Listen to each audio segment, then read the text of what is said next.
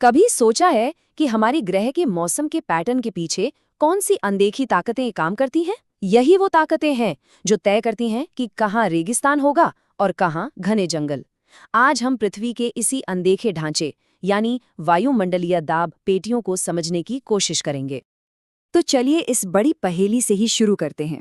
दुनिया के बड़े बड़े रेगिस्तान जैसे सहारा और अमेज़न जैसे घने वर्षावन पृथ्वी पर खास पट्टियों या बैंड्स में ही क्यों मिलते हैं? ये कोई इत्तेफाक नहीं है, ये एक बहुत बड़े ग्लोबल सिस्टम का नतीजा है। आइए इस पहेली को परत दर परत सुलझाते हैं। अच्छा, तो इसकी जड़ तक जाने के लिए हमें शुरुआत करनी होगी सूरज से और हवा के कुछ बहुत ही बेसिक नियमों से। यही वो इंजन है जो हमारे ग्रह के पूरे क्लाइमेट सिस्टम को चलाता है।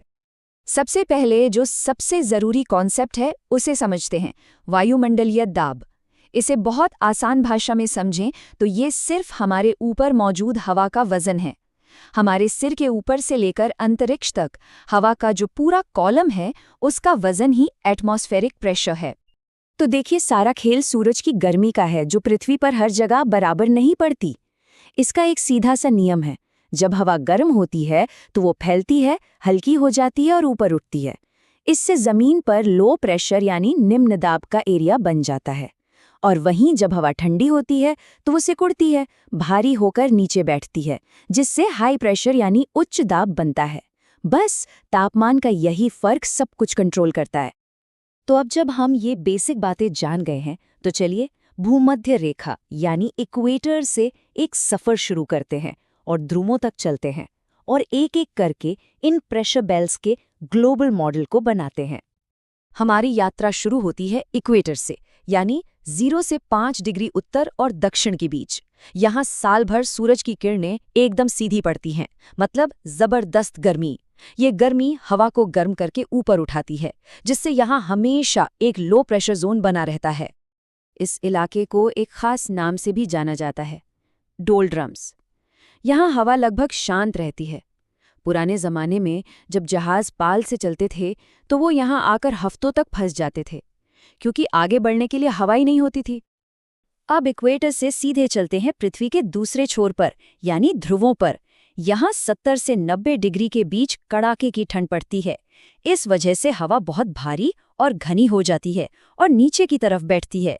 इसी से दोनों पोल्स पर हाई प्रेशर जोन बन जाता है, जहाँ मौसम बेहद ठंडा और सूखा रहता है। तो सवाल ये है कि जो हवा इक्वेटर पर ऊपर उठी थी उसका क्या हुआ? वो हवा ऊपर जाकर ठंडी होती है और करीब 30 से 35 डिग्री अक्षांश पर उत्तर और दक्षिण दोनों तरफ नीचे उतरती है।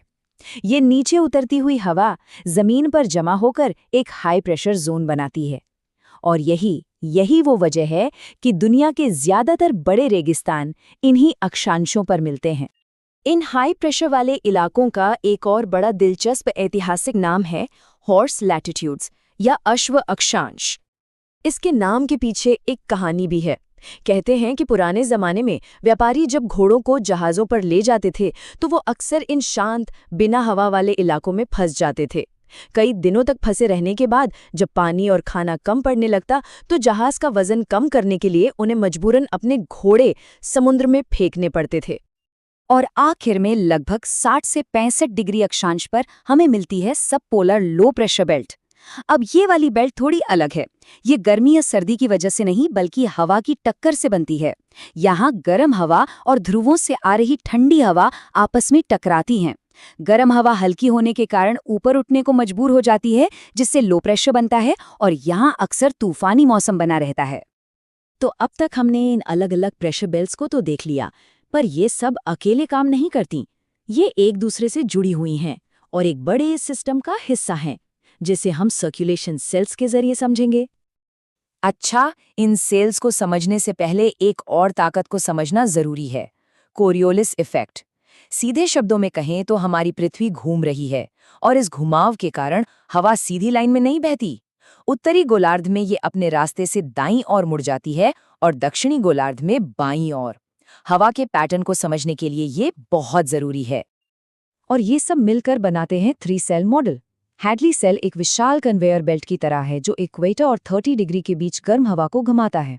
पोलर सेल ध्रुवों और 60 डिग्री के बीच ठंडी हवा को, और इन दोनों के बीच में फंसा है फेरल सेल, जो एक गियर की तरह काम करता है और पूरे सिस्टम को आपस में जोड़ता है। तो ये प्रेशर बेल्ट्स और सर्कुलेशन सेल्स सिर्फ थ्योरी नहीं है, इनका हमारी दुनिया पर सीधा और बहुत बड़ा असर पड़ता है। और वो असर है हमारी ग्लोबल हवाएं। देखिए, हवा का एक सीधा सा नियम है, वो हमेशा हाई प्रेशर से लो प्रेशर की तरफ भागती है। अब जब इस नियम में हम कोरियोलिस इफेक्ट को भी जोड़ देते हैं तो हमें मिलती हैं दुनिया की 3 बड़ी पवन प्रणालियां। ट्रेड विंड्स जो इक्वेटर की तरफ बहती हैं, वेस्टर्लीज जो ध्रुवों की तरफ बहती हैं, और पोलर ईस्टर्लीज जो ध्रुवों से नीचे की ओर बहती हैं।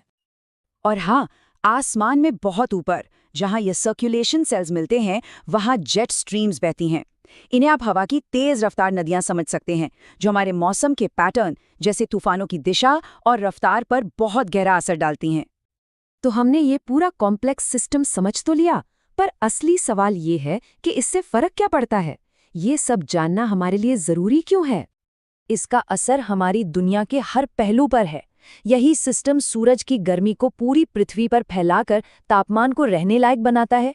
ये समुद्र की धाराओं को चलाता है। यही हमारे अलग अलग क्लाइमेट जोन बनाता है।